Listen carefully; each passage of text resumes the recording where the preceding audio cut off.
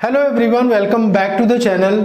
इस वीडियो में जीएसटीआर 3B की फाइलिंग प्रोसेस को हम समझने वाले हैं। दोस्तों, जो पहले हम लोग जीएसटीआर 1 3B को फाइल करते थे उससे अब काफ़ी डिफरेंट हो चुका है पोर्टल पे, क्योंकि काफ़ी सारे अमेंडमेंट्स हो चुके हैं। तो उन अमेंडमेंट्स को, उन चेंजेस को कवर करते हुए कैसे हम जीएसटीआर 3B को फाइल कर सकते हैं, तो चलिए स्टार्ट करते हैं वीडियो को। दोस्तों, जीएसटी पोर्टल पे एक इंपॉर्टेंट डैशबोर्ड जो कि एक्टिव हो चुका है, तो IMS डैशबोर्ड यानी इनवॉइस मैनेजमेंट सिस्टम का डैशबोर्ड एक्टिव हो चुका है। इसमें आपको दो सप्लाई रिफ्लेक्ट करती है, इनवर्ड सप्लाई और outward supply. Outward supply means जो आप सप्लाई जीएसटीआर 1 में आप रिपोर्ट करते हो, इनवॉइसेस आप B2B B2C की जो भी आप वहां पे इनवॉइसेस अपडेट करते हैं, ये आउटवर्ड सप्लाईज में जाकर के सेव हो जाता है IMS डैशबोर्ड में। उसी तरीके से जो भी आपने परचेस करी है, जो आपने बाई करी हुई है, वो सारी की सारी इनवॉइसेस आपके इस IMS डैशबोर्ड में इनवर्ड सप्लाई वाले टैब में जाके सेव हो जाती हैं। अब यहाँ पे आपको क्या चेक करना है अभी हम आपको बताएंगे, और इसमें जो कुछ भी एक्शंस होते हैं वो आपको लेने पड़ते हैं। तो IMS डैशबोर्ड को ओपन करने के लिए आप सिंपली सर्विसेज वाले सेक्शन में आप आते हैं, रिटर्न्स पे क्लिक करना होता है, इनवॉइस मैनेजमेंट सिस्टम डैशबोर्ड पे आपको क्लिक करना होता है। यहाँ पे आप देख सकते हैं कि इनवर्ड सप्लाईज और आउटवर्ड सप्लाईज दो टैब यहाँ पे एक्टिव हो जाते हैं। अब दोस्तों, यहाँ पर इनवर्ड सप्लाईज पे जब आप क्लिक करते हैं, जितनी भी इनवर्ड सप्लाईज आपकी हैं वो यहाँ पे रिफ्लेक्ट कर जाती हैं। जो इनवॉइसेस आपने एक्सेप्ट कर रखी हैं उसकी तो कोई इश्यू नहीं है, क्योंकि वो आपके 2B में चली जाएंगी। लेकिन जो इनवॉइसेस आपने रिजेक्ट कर दी हैं बिकॉज ऑफ सम रीजन, उस पे आपके सप्लायर का क्या एक्शन रहा है, और जो आपने पेंडिंग में डाल रखी थी उस पे आपके सप्लायर ने क्या एक्शन लिया है। यदि दोस्तों ड्यूरिंग द मंथ यानी कि करंट मंथ की आपकी जो भी इनवॉइसेस जिसको कि आपने पेंडिंग में डाला उसको रिजेक्ट कर दिया है और आपके सप्लायर ने कोई भी एक्शन नहीं लिया है, तो फिर नेक्स्ट मंथ में आपको ये चीजें चेक करनी होगी कि जो आपने एक्शन लिया उस पे आपके सप्लायर का क्या एक्शन रहा है। और यदि करंट मंथ में उसने पेंडिंग इनवॉइसेस को करेक्ट कर दिया है, ठीक है, बिकॉज ऑफ एनी रीजन आपने उसको पेंडिंग में डाला होगा, कोई वैल्यू मिसमैच हो गई होगी या फिर कोई जो गुड्स होगी उसके डिस्क्रिप्शन में कोई प्रॉब्लम हुआ होगा, तो आपने पेंडिंग में उसको डाला होगा, ठीक है। जो भी रीजन हो, एक बार आपको 3B फाइल करने से पहले इसको गो थ्रू कर लेना है। और इसके बाद जो सेकंड यहाँ पे डैशबोर्ड है वो है आउटवर्ड सप्लाईज की। आपने जीएसटीआर 1 में जितनी भी इनवॉइसेस अपडेट की हुई हैं वो इनवॉइसेस आपकी यहाँ पे आ जाती है, और आपके जो सामने वाली पार्टी है यानी कि जिसने आपसे परचेस किया हुआ है, वो आपका रेसिपिएंट है, उसको इनपुट टैक्स क्रेडिट मिलेगा, ठीक है। उसने क्या एक्शन लिया हुआ है ये भी आपको जरूर चेक करना है, क्योंकि यहीं से आपकी टैक्स लायबिलिटी जो होती है जीएसटीआर 3B में वो डिटरमाइंड होती है। हो सकता है कि आपकी टैक्स लायबिलिटी कम भी हो जाए, हो सकता है टैक्स लायबिलिटी ज्यादा हो जाए, तो आपको एक बार इसे व्यू पे क्लिक करके एक बार चेक करना है। तो यहाँ पर आपको फाइनेंशियल ईयर सेलेक्ट करना है, देन आपको पीरियड सेलेक्ट करना है, मान लीजिए दिसंबर मंथ का आपको चेक करना है, और आपने क्या फाइल किया था, तो जीएसटीआर 1 मान लीजिए आपने फाइल किया है, आपको सर्च पे क्लिक करना है। तो यहाँ पे वो सारी इनवॉइसेस आ जाएंगी जो कि आपने जीएसटीआर 1 में रिपोर्ट करी थी। तो यहाँ पे जैसे ही आप क्लिक करेंगे वो सारी की सारी इनवॉइसेस यहाँ पे रिफ्लेक्ट हो जाएंगी। और देखिए यहाँ पर क्या है, आपको स्टेटस में देखिए यहाँ पे शो कर रहा है, ठीक है। तो आपका जो रेसिपिएंट है ना, वो जब एक्शन लेगा अपने इनवर्ड वाले डैशबोर्ड में, ठीक है, तो यहाँ पे रिफ्लेक्ट करने लगेगा, ठीक। अब मान लीजिए कि उसने कोई इनवॉइसेस पेंडिंग में डाल दी या उसने रिजेक्ट कर दिया, तो यहाँ पे एक्शन आपको रिफ्लेक्ट करने लगेगा, ठीक है। तो ये इनवॉइसेस अब आपके जीएसटीआर 3B में आउटवर्ड टैक्स सप्लाईज में नहीं जाएंगे, ठीक है। तो आपको ये चीज चेक करना है, इससे आपकी जो आउटवर्ड टैक्स लायबिलिटी है उस पर काफी बड़ा इफेक्ट पड़ता है। अब आपका जो भी डाटा है फाइनली वो आपके 2B में आ चुका है। आपने IMS डैशबोर्ड में भी सारी चीजें चेक कर ली। 2B में आने के बाद अब आपको अपने बुक्स ऑफ अकाउंट से इसे रिकंसाइल करना है 3B फाइल करने से पहले।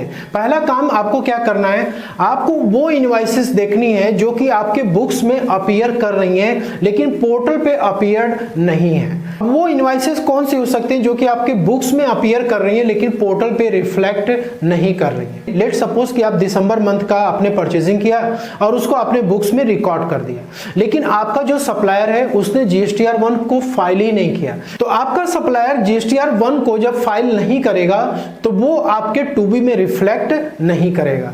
तो आपको सेपरेट करके अपने सप्लायर से फॉलो अप करना है। और दूसरा सिचुएशन ये भी हो सकता है कि invoices not appearing in books but on portal. तो इसमें दोस्तों किस टाइप की इनवॉइसेस हो सकती है? ये हो सकती है पिछले टैक्स पीरियड की होंगी। अब पिछले टैक्स पीरियड में आपने अपने बुक्स में तो उसको ले लिया होगा, लेकिन पोर्टल पे वो अपडेट नहीं हुआ तो आपको आईटीसी मिली नहीं होगी। अब करेंट टैक्स पीरियड में आपके सप्लायर ने जीएसटीआर 1 फाइल किया तो वो आपके जीएसटीआर 2B में रिफ्लेक्ट कर गया, लेकिन आपके बुक्स में वो नहीं है। और आप दिसंबर मंथ की मान लीजिए फाइल करें तो दिसंबर मंथ में पिछले टैक्स पीरियड की यदि कोई भी इनवॉइसेस अपडेट हो रही हैं तो पोर्टल पे हो रही है तो वो तो आपको आईटीसी उसकी मिलनी है, ठीक है, लेकिन बुक्स में तो आप पहले ही उसको रिकॉर्ड कर चुके हैं, ठीक है। और कभी कभी ऐसा भी होता है कि करेंट टैक्स पीरियड का ही होता है लेकिन रिकॉर्ड नहीं होता है, ठीक है, ये भी सिचुएशन हो सकता है। कई बार क्या होता है कि आप परचेस करते हो, इनवॉइसेस आपकी फाइल में रह जाती है और आप उसको अपने बुक्स ऑफ अकाउंट में अपडेट नहीं कर पाते हो, लेकिन आपका जो सप्लायर उसने जीएसटीआर 1 फाइल कर दिया और आपके वो 2B में रिफ्लेक्ट कर गया। तो आप इमीडिएटली जब रिकॉन्साइल करेंगे तो उन इनवॉइसेस को आप अपनी फाइल से लेकर के अपने बुक्स ऑफ अकाउंट में आप अपडेट कर देंगे। और नेक्स्ट होता है दोस्तों वैल्यू मिसमैच की रिकॉन्सिलेशन।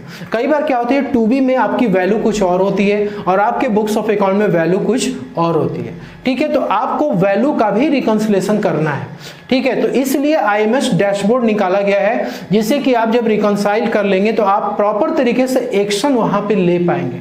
तो आपको 3B फाइल करने से पहले ये 2 काम इंपॉर्टेंट आपको जरूर करना चाहिए। अब चलते हैं पोर्टल पे और देखते हैं किस तरीके से हमें 3B फाइल करना है।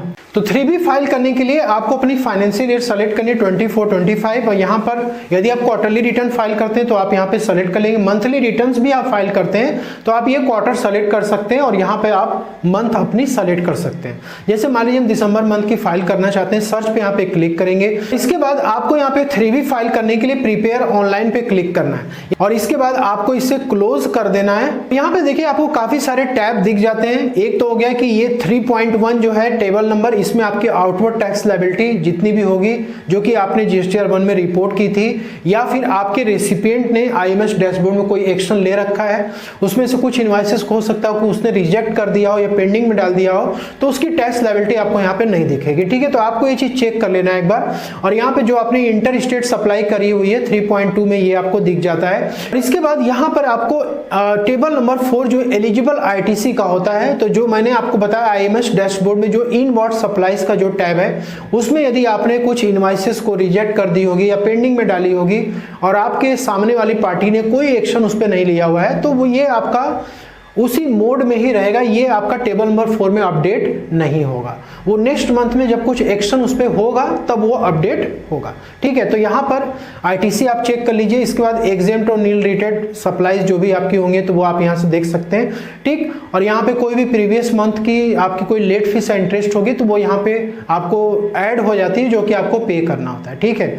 ये सारे के सारे टैब आपको चेक करने के बाद तो जीएसटीआर 3B को आप सेव कर लें। इसकी प्रीव्यू भी आप चाहें तो देख सकते हैं कि किस तरीके से सारा कैलकुलेशन हो रखा है। देन आपको प्रोसीड टू पेमेंट पे क्लिक करना है, ठीक है। यदि आपको मान लीजिए कि आपकी कुछ टैक्स लायबिलिटी निकल रही है तो वो आपको पेमेंट करना पड़ेगा। यहाँ पर सेट ऑफ का आपको ये पूरा कॉलम दिखने वाला है कि किस तरीके से आईटीसी आपकी सेट ऑफ हो रही है। यहाँ पे देख सकते हैं जो भी आपकी टैक्स पेबल होगी वो आपकी यहाँ पे दिख जाएगी और इसके बाद आईटीसी के थ्रू कितना एडजस्टमेंट हो रहा है वो यहाँ पे आपको दिख जाता है, ठीक है। और इसके बाद इस आईटीसी एडजस्ट करने के बाद यदि कुछ रिमेनिंग अमाउंट बचेगा तो वो आपका कैश से एडजस्ट होगा जो कि आपको पेमेंट पहले ही कर देना होता है। जब आप इसको पेमेंट करेंगे तभी यहाँ पे एडजस्टमेंट होगा और इसके बाद फाइनली क्या होगा कि यहाँ पर आपकी टैक्स लायबिलिटी 0 दिखने वाले, मतलब कोई भी एडिशनल कैश रिक्वायर्ड नहीं है, ठीक है। अब आपको सिंपली क्या करना है, यदि आपको पेमेंट करना है तो आप क्रिएट चालान पे जाकर के अपना पेमेंट कर सकते हैं, ठीक है। और ये जैसे ही पेमेंट करेंगे ये आपका यहाँ पे पेमेंट अपडेट हो जाएगा इलेक्ट्रॉनिक कैश लेजर में। इसके बाद आपको सिंपली यहाँ पे make payment and post credit to the ledger. यहाँ पे देखिए आईएमएस डैशबोर्ड के लिए पहले ही आपको ये बोल रहा है कंफर्म करने के लिए कि कोई भी आईएमएस डैशबोर्ड में यदि आपने एक्शन नहीं लिया हुआ है तो ये डीम्ड टू बी एक्सेप्टेड माना जाएगा। यहाँ पे सेकंड पॉइंट में क्या है, only such records will flow from IMS to GSTR 2B which are saved and filed also by the supplier. तो आईएमएस के थ्रू जीएसटीआर 2B में वही केवल आपके रिकॉर्ड्स जाएंगे जिसको कि आपके सप्लायर ने सेव किया हुआ है और उसे फाइल किया हुआ है। मतलब क्या हुआ कि उसने GSTR1 को ना केवल सेव किया बल्कि उसने फाइल भी किया हुआ है। क्या होता है कि IMS डैशबोर्ड में आपके वो सारे इनवॉइसेस दिखते हैं जिसको कि आपके सप्लायर ने फाइल किया है या सेव किया हुआ है। ठीक है, यदि उसने सेव कर रखा, उस पर कोई एक्शन ही नहीं लिया हुआ, उसने उसको फाइल नहीं किया है, तो वो आपके GSTR2B में IMS के थ्रू फ्लो नहीं करेगा। ठीक है, if there is any record accepted which is only saved by supplier but not yet filed or filed after GSTR2B cut off date, normally 14th को ये आपकी GSTR2B जनरेट होती है। ठीक है, तो GSTR2B जनरेट होने के बाद यदि आपका सप्लायर मान लीजिए कि उस पर्टिकुलर सेव्ड रिकॉर्ड को वो फाइल करता है, GSTR1 को फाइल करता है, तो ये फिर उस करंट पीरियड में GSTR2B में आपकी ITC नहीं आ पाएगी। मतलब आपको नेक्स्ट पीरियड में ही इसकी ITC मिलने वाली है। ठीक है, आपको एक बार अपने IMS डैशबोर्ड को चेक कर लेने की क्या कोई ऐसी इनवॉइसेस है जो कि केवल सेव की गई है लेकिन फाइल नहीं की गई है।